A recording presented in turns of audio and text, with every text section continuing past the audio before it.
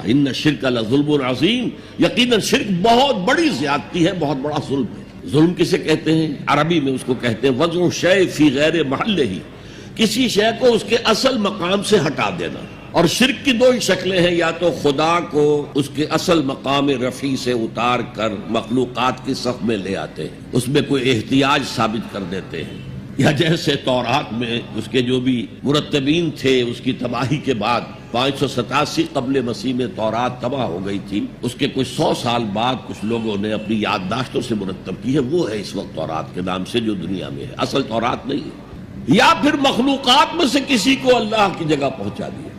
دونوں جو ہے ظلم، یعنی وضع شیء فی غیر محلہ، شے کو اس کی اصل حقیقت سے، اصل جگہ سے، اصل مقام سے، اصل مرتبے سے ہٹا دینا۔ ان الشرک لظلم عظیم، شرک فی الذات بدترین شرک ہے، اللہ کی ذات میں بیٹا ماننا، بیٹی ماننا، یا یہ اللہ ہی نے اس کائنات کی شکل اختیار کر لی، ہر چیز خدا ہے، فلسفوں میں یہ ہمعوس کا فلسفہ، یہ شرک فی الذات کی بدترین صورت ہے، بدترین صورت ہے۔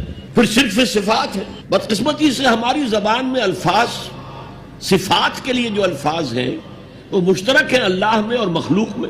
اللہ موجود ہے، ہم بھی موجود ہیں، اللہ علیم ہے، ہم بھی علیم ہے، عالم ہے، علامہ بھی ہے، علامہ۔